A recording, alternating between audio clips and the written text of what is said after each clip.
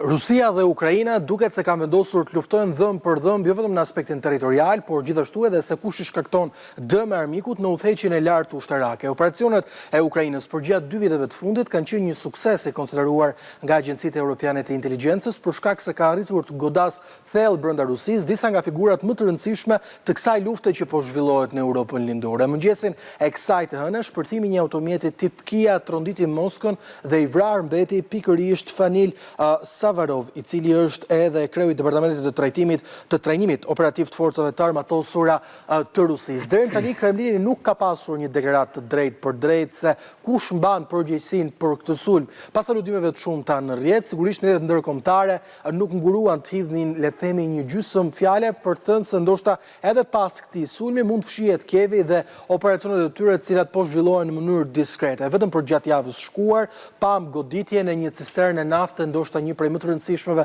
të Rusisë, e cila u godit 2000 kilometra larg Ukrainës, por operacionet e mëparshme në vrasjet e krerëve ushtarak sigurisht që kanë pasur edhe distanca më të gjata thellë brenda territorit rus nëpërmjet infiltrimit të agjentëve të ndryshëm.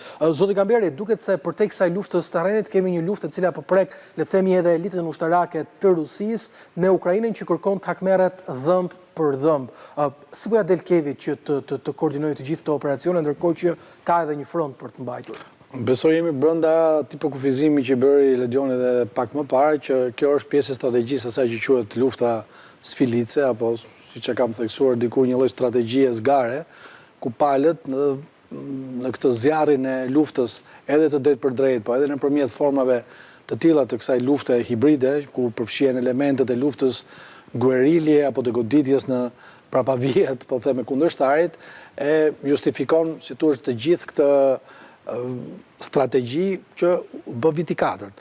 Dhe ky nuk është rasti i parë, vetëm këtë vit janë goditur 3 general ushtarak rus dhe disa të tjerë në vitet e mëparshme, dhe siç e ka treguar dhe eksperjenca më mëparshme, qeveria ruse dhe zakonisht Moska natyrisht nuk flet në fillim, por me mekanizmat e saj përpiqet të identifikoj burimin e këtyre sulmeve dhe në disa raste ajo ka shkuar drejt për drejt tek autorët që kanë vënë re kanë qenë, si thua, Ukrainas. Mos të harrojmë që në të dy vendet, qoftë në Rusi, qoftë në Ukrainë, është shumë e lehtë të organizosh operacione të tilla sepse ke një masë të madhe njerëzish që kanë në shtetësi dyfish, që flasin lirshëm të dy gjuhët, dhe në këtë pikpamje shërbimet inteligjente të dy vendeve përdorin shumë mirë këto burime, po them, njerëzore, të cilat edhe fshihen lehtësisht apo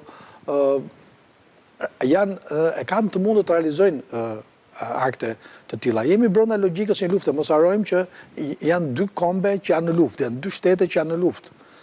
Dhe brenda logjikës së luftës nuk është vetëm lufta frontale, çdo luftë ka pasur forma të tilla, pra edhe përdorimin e asaj që quhet lufta në tokën e kundërshtarit ose në prapavijet e kundërshtarit, qoftë me goditje të figurave, akteve të sabotazhit apo elemente kësaj natyre. Dhe përsa kohë që konflikti do të vazhdojë, unë besoj që këto nuk do jenë ngjarje që do shmangen dhe do përsëriten. Pastaj se si do të veprojë ligji 3 i Newtonit, pra midis reagimit dhe kundërreagimit nga secila palë, kjo është çështje tjetër. Ledion, nuk ka shumë informacione se përket vrasjes generalit. Rusia thotë se po heton të gjitha pistat e mundshme për eliminimin e tij, por kryesisht si ndodhin këto sulme? Si organizon Ukraina sulme të tilla? Shenjat janë që janë organizuar nga Ukraina, pra është shumë i ngjashëm me ato vrasje që kanë ndodhur në këtë nivel gjatë këtyre 4 viteve. Që tha Geroni, këto janë 2 vende që është e lehtë të bësh spionazh, të thuash. Sepse janë në thelb janë shumë ngjashëm një tjetrin, flasin gjuhën dhe ukrainësit flasin rusisht një lloj si rusët dhe kanë shumë të lehtë, si thua, të bëjnë pjesë një shoqërisë nga ana tjetër. Aq më tepër që vendi ku numri i madh i ukrainasve ka shkuar gjatë këtyre 4 viteve është Rusia. Pra në Rusi ka sot rreth 3 milion ukrainës që kanë ikur nga Ukraina dhe kanë në Rusi. Mes tyre pa diskutim mund ndjesh me qindra, mos me mijëra, që janë të gatshëm të bashkëpunojnë me Ukrainën për pagesa të caktuara për të vrarë shënjesa të tilla. Mua ajo që më bën përshtypje është që pavarësisht se kanë ndodhur disa vrasje të tilla, nivele kaq të larta të ushtrisë ruse vazhdojnë të kenë këtë nivel kaq të ulët mbrojtje. Pra të vritet generalin mes të rrugës në kohë lufte është pak e çuditshme të ndodhi nga ana rusisë, sepse supozohet që ta kesh kuptuar mësimin. Pra vritet një general dhe kupton mësimin, vritet tjetri prapë e njëjta gjë, vritet prapë tjetri prapë e njëjta gjë. Pra në këtë moment ata duhet të kishin një siguri dhe një mbrojtje shumë të madhe se kaq. Kujtoj një parafundit, mos gaboj në fillim të këtij viti, që ka qenë një general tjetër i cili u vra në derën e shtëpisë. Pra ai po hynte në shtëpi sikur ishte në gjëja më e zakonshme e mundshme në kohë lufte. Ka pasur ka pasur edhe eksploziv në skuter. U vra vajza ati Aleksandr Duginit, ajo e njëjta gjë me një makinë që u hodh në erë. Pra kjo tregon që kanë shumë të lehtë ta bëjnë diçka të tillë ukrainasit. Në rast parë është çështja që mund të bëjnë pjesë e shoqërisë ruse dhe të bëjnë sulme të tilla fare lehtë sepse janë shumë të ngjashëm me njëri tjetrin. Dhe tjetra është fakti që duket se siguria e gjeneralëve rusë në këtë pikë nuk është aq e lartë saç mund të duket, siç mund të pretendojmë ne nga ana tjetër. Aq më tepër që në kohë lufte, në situatë lufte, këto janë shënjestra legjitime, pa diskutim. Cila është gjëja që bëri Izraeli në parë të luftës me Iranin, eliminoi gjithë krerët ushtarak të Iranit, sepse në këtë mënyrë ti e çorienton kundërshtarin, gjë që as Ukraina as Rusia nuk e kanë bërë. Përgjithësi kundërsulmet, goditjet e Rusisë kanë qenë më të pakta. Pra Rusia nuk ka patur synim të godasë në nivele shumë të larta. Ka një arsye pse nuk ka ndodhur diçka të tillë, sepse një pjesë e gjeneralëve dhe komandantëve të nivelit të Ukrainës janë rusë. Oleksandr Sirski, për shembull, që është komandanti i përgjithshëm ushtrisë ukrainase në momentit, është rus nga Voronezhi. Familja e tij, vëllai i tij janë gjithë rusë, jetojnë në Rusi dhe ka bërë shkollë në Rusi dhe ideja e rusëve është që nëse ne do duam një ditë ta qeverisin të paktën një pjesë të këtij shteti që quhet Ukrainë, nuk mund ta qeverisin duke vrarë njerëz lart e poshtë tuash në këtë mënyrë. Pra janë përpjekur të eliminojnë njerëz në nivel pak më të ulët që kanë bërë goditje të rëndësishme brenda Rusisë. Por për Ukrainën, thashë, është e lehtë të godasi në këtë nivel, sepse është shumë e lehtë për shërbimin sekret të Ukrainës të bëhet pjesë e shoqërisë ruse. Dhe unë jam i sigurt që shërbimet sekrete ukrainase dinë shumë për Rusinë dhe gjendjen në cilën ndodhet Rusia sot, saç mund ditësia për shembull.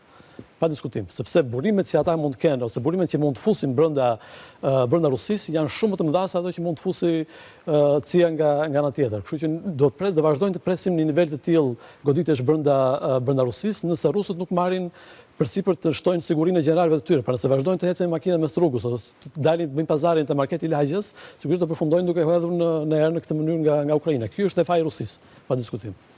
Teti qartë, ndërkohë në pamje që ne shohim pasi kemi parë shpeshherë përdorimin e eksplozivit, sipas le të themi gjykimit tënd nga të gjitha pamjet që janë paraqitur në zonë, duket ka qenë një sulm i cili ka ndodhur në pjesën e përparme dhe të pasme njëkohësisht të makinës, pasi ka pasur shpërthime edhe në bagazhin e saj.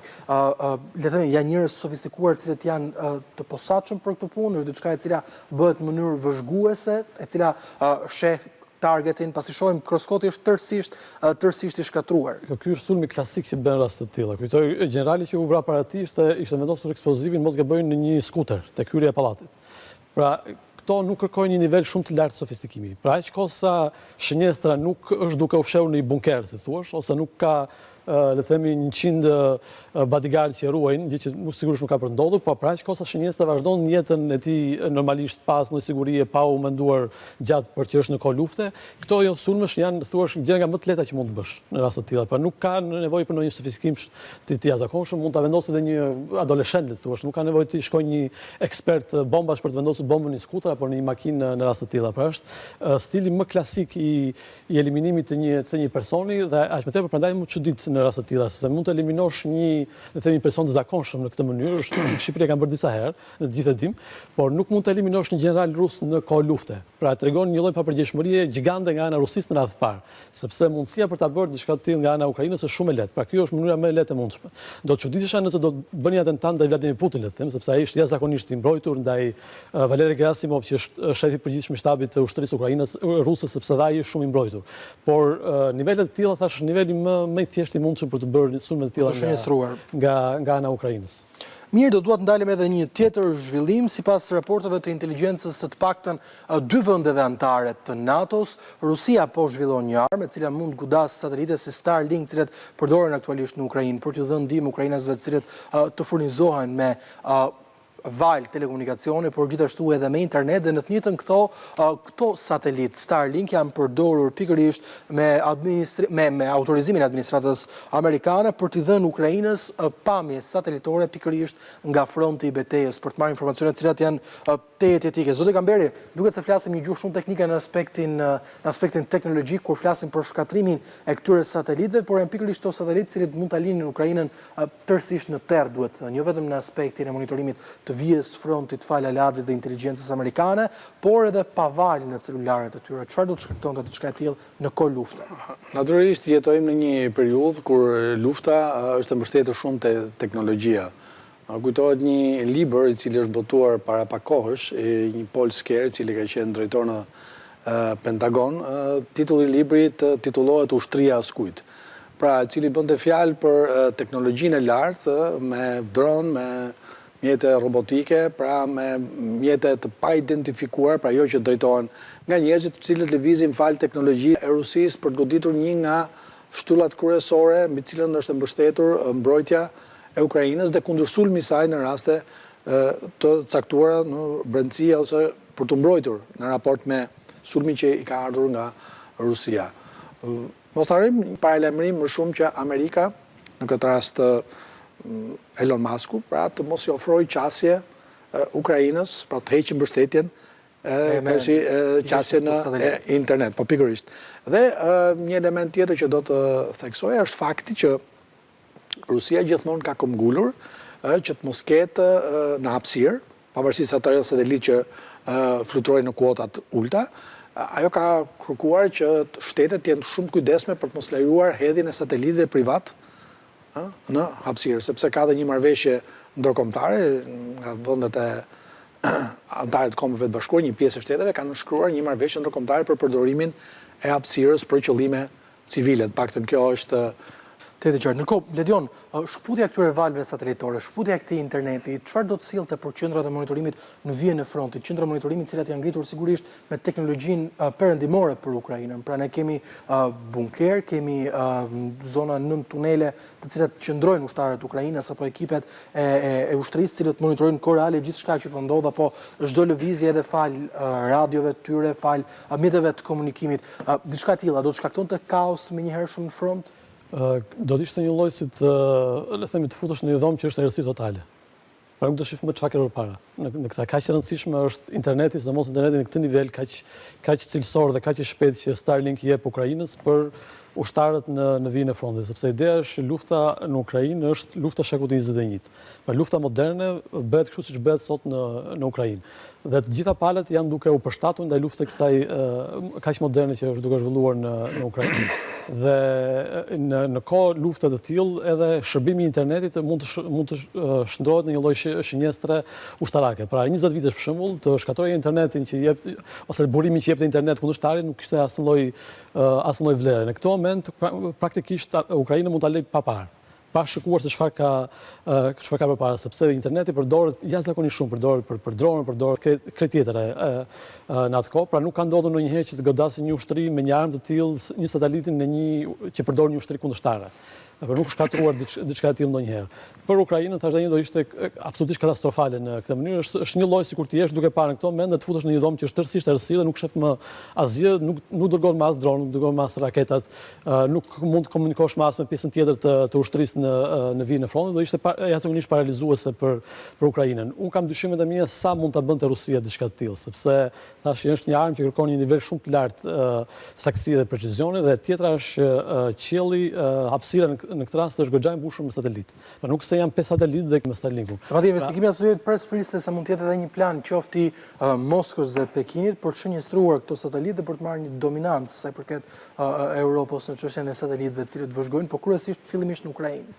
Ideja e satelitëve të Starlinkut për shembull është kompani private në këtë rast. Pra ti godet veprimtarinë në një kompanie private, siç ajo. Faleminderit që ishte mbrëmjen e sotme në War Report. Kemi ardhur kështu në fund të programit edhe për mbrëmjen e sotme, ndërkohë unë ju rikujtoj se abcnews.al është adresa ku mund të informoheni në kohë reale për të gjitha zhvillimet e fundit nga vendi, rajoni e botës, si dhe mund të na dëgjoni në radio ABC 105 FM. Faleminderit për vëmendjen tuaj. Bashkë natën e mirë.